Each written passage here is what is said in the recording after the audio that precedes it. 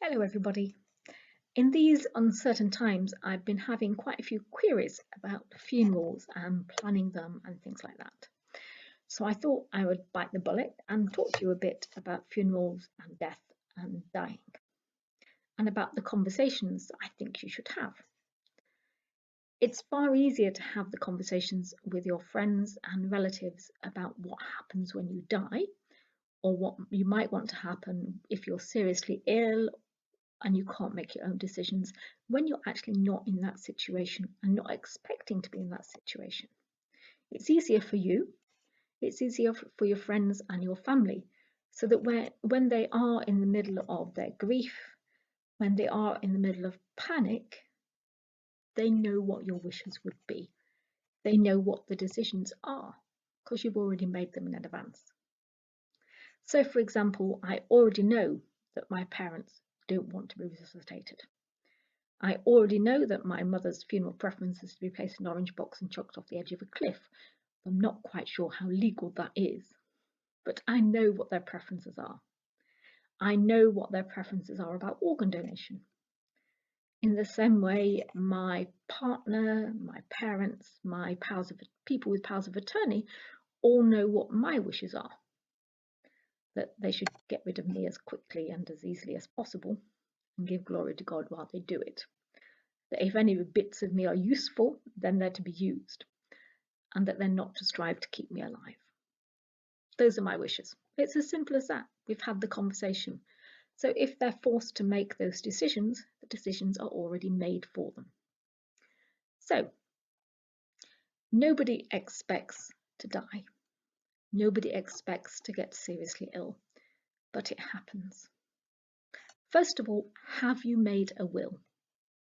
If you haven't, then make a will.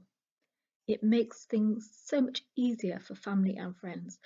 And I know I'm talking in the time of the coronavirus shutdown, but a lot of solicitors are still open and you can still make your will. Have you appointed powers of attorney? If you can't make decisions for yourself anymore, who is going to make those decisions for you?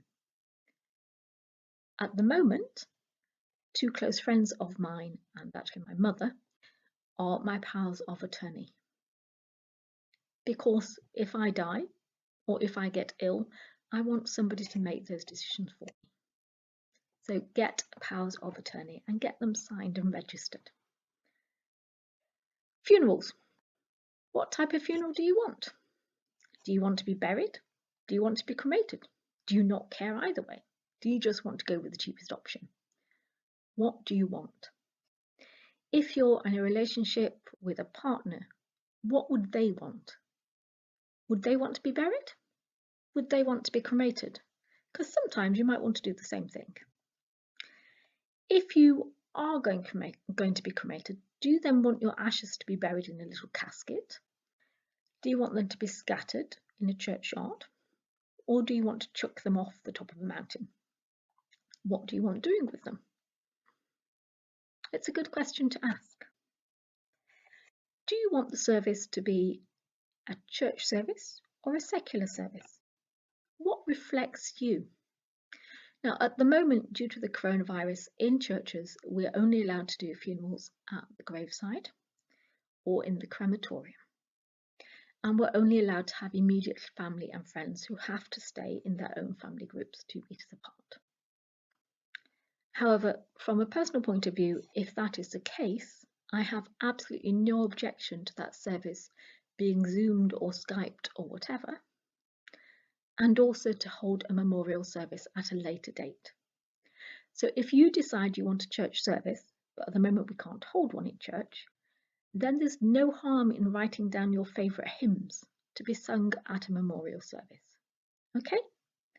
So what do you want in your service? What reflects you? What are the key parts of your life that you want to be remembered by? Are there any poems that are important? Any relationships? Are there any pieces of music that you love? What do you want in your funeral service? Has to be said, your family don't have to follow your instructions, but it's quite nice to do that.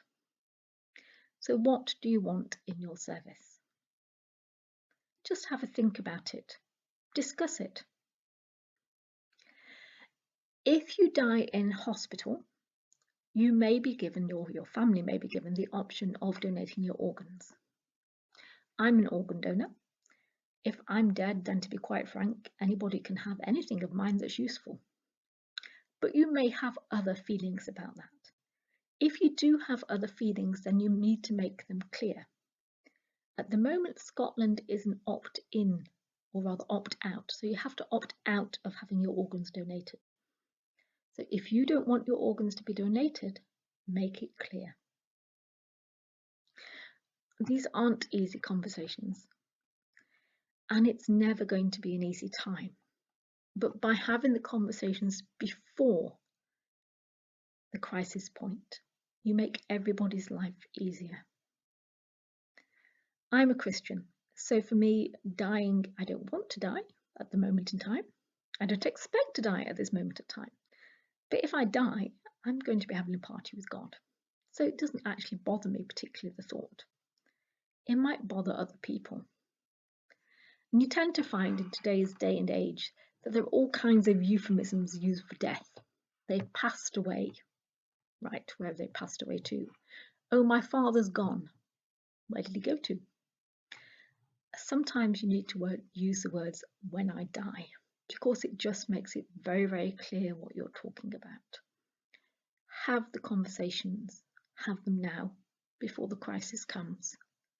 Have them with love. Don't let family members who are squeamish about it put you off, because they're important. They're important because you love your family and friends and you want to make their life easier. Make the decisions.